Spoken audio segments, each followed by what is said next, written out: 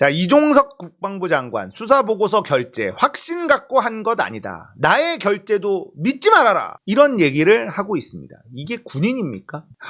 한숨밖에 안 나오는 일이 벌어지고 있죠. 이종섭 국방부 장관은요, 해병대 수사단이 8명 모두를 업무상 과실치사 범죄 혐의자로 판단한 조사 결과는 과도한 것으로 판단됐다. 하지만 사인은 했다. 자, 결재한 후 다음날 번복한 것은 본인의 판단에 따른 것이다. 외압은 없었다. 내가 판단한 것이다. 결재할 때도 확신이 있어서 한 것은 아니었다. 세상에 대한민국 국방부 장관이 결재를 했는데 확신이 있어서 한 건 아니다. 확신이 있지 않아도 결재했으면 끝! 장관 내려와야죠. 이건 장관 내려와야 되는 거죠. 말 같지도 않은 소리를 합니다. 윗선을 지키기 위해서 아주 개망신을 자초하고 있는 게 이종섭 국방부 장관입니다. 군인이 아니라는 거죠. 내가 판단했다. 안보실에 보냈다는 언론 설명 자료와 설명 이첩을 보류시키고 재검토한 것은 전혀 관계가 없다. 위에 외압 따위는 없었고 내가 서명할 때도 결재할 때도 확신이 없었는데 알고 보니까 이거 이상하더라. 그래서 번복한 거다. 이런 소리를 하고 있는 겁니다. 나 등신이었습니다. 나 등신입니다. 고백하고 있는 거예요.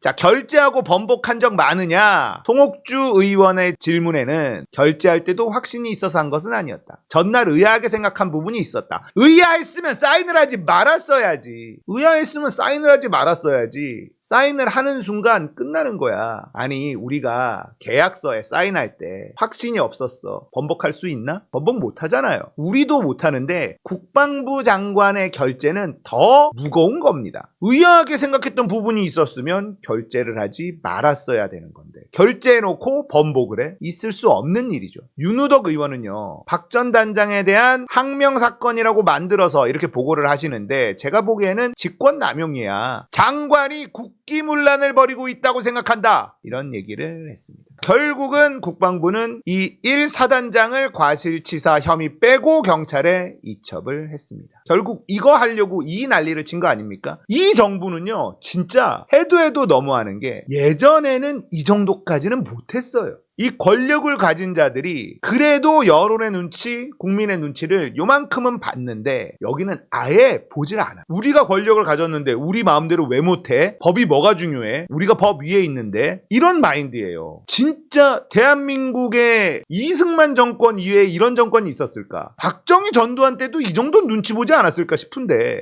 진짜 겁이 없습니다. 결국은 임성근 혐의를 적지 않고 사실관계만 적시해서 경찰에 넘기기로 했습니다. 자, 그러니까 진짜 항명이 일어나기 시작합니다. 2명의 대대장만 넘겼어요. 그러니까 이 대대장 중에 한 명이 사단장 입수 지시 있었어. 왜 사단장 빼? 이러고 있다는 거예요. 국방부 조사본부가 업무상 과실치사 혐의를 적시한 대대장 2명 가운데 한 명은 반발합니다. 대대장이 강물에 들어가서 수색작전을 하라는 사단장의 지시가 있었고 이에 대대장은 물살이 빠른 강물 사진을 찍어 여단 단체방에 올려 안전장구 없이 수변지역 밑으로 물에 들어가면 안 된다. 위험을 사전에 알렸다고 말했다. 진짜 항명이 벌어지고 있습니다. 영상 하나 보겠습니다. 법무관리관님. 네.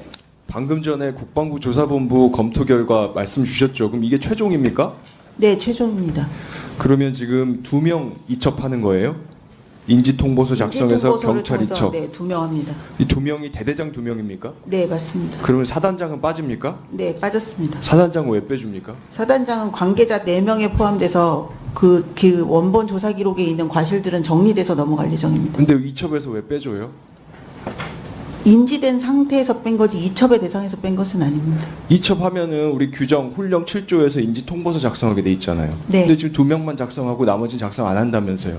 그러니까 사단장도 지금 네. 인지통보서 작성 안 할 거 아니에요. 네, 맞습니다. 왜 빼주냐고요. 그것은 조사본부에서 그렇게 판단을 한 겁니다. 그게 맞습니까? 차관님. 네, 사단장 왜 빼줍니까?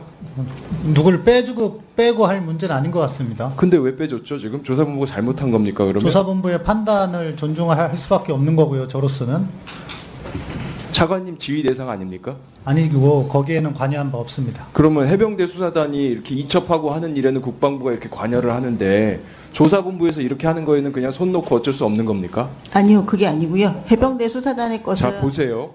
원래 처음에 문제가 있다고 하는 게 8명에 대해서 과실치사 이거 이렇게 적으면 안 된다라는 취지에서 결국 이 모든 일이 시작된 거 아닙니까? 근데 결과적으로 사단장 지금 빠졌어요. 이 사단장이 어떤 사람입니까? 어떤 사람이에요? 지금 7월 18일 날 지금 경상북도 예천 내성천입니다. 이 천이 우리 최상병이 세상을 떠난 7월 19일 바로 전날 7월 18일 날 유속이 얼마나 빨랐냐면요. 장갑차가 들어갔다가 5분 만에 나왔습니다. 차관님 알고 계시죠? 그 정도로 유속이 빨랐습니다. 사단장이 직접 가서 이거 봤습니다. 그리고요. 물이 너무 탁해가지고 실종자를 찾을 수가 없다고 했어요. 물이 탁해서 물속에 이 빠른 유속 속에 뭐가 들어있는지 알 수가 없는 흙탕물이었다고요. 이게 얼마나 위험했으면 7월 19일 날 같은 날 최고의 구조 전문직이라고 하는 1919 대원들도 로프에 구명조끼, 안전장구 다 하고 무릎 높이 물까지만 들어갔다고요. 근데 여기다가 구명조끼, 안전장구는 그냥 로프도 없고 반팔티, 빨간색 이것만 입고 흩어져서 들어가서 허리 깊이까지 수색하게 만든 사람이 이 사단장입니다. 그리고요, 사진을 보고도 위험하다고 얘기하기엔커녕 훌륭하게 공보활동이 이루어졌구나. 내가 말한 대로 빨간색 추린찡, 해병대 눈에 확 띌 수 있도록 적색 티 입고 작업 잘했구나 이러고 했던 게 지금 사단장입니다. 근데 이걸 이첩 대상에서 빼주는 게 맞습니까? 이게 업무상 과실치사가 아니고 뭡니까?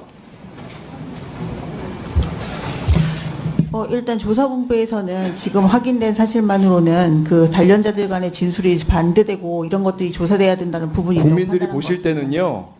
해병대 수사단장이 처음에 판단했던 것이 과연 왜 그렇게 판단했을까? 이 국방부 조사 결과를 보고 생각하실 수밖에 없을 겁니다. 그리고요. 보세요. 왜 우리가 이 법을 개정했습니까? 국방부에서 군에서 상급자들 책임 제대로 지금까지 밝혀왔으면 이 법 개정했겠습니까? 윤일병 사건 기억하시죠? 2014년도에 상급자들한테 구타당해서 좌우 갈비뼈 다 부러지고 온몸에 멍이 들어있었습니다. 근데 그때 군검찰에서 뭐라고 발표했습니까? 만두 먹다 질식사했다고 발표했습니다. 2017년에 철원에서도 사건이 있었죠. 어이없이 사격장으로 병사들 인솔해서 거기서 총 맞고 죽었습니다. 그거 뭐라고 발표했습니까?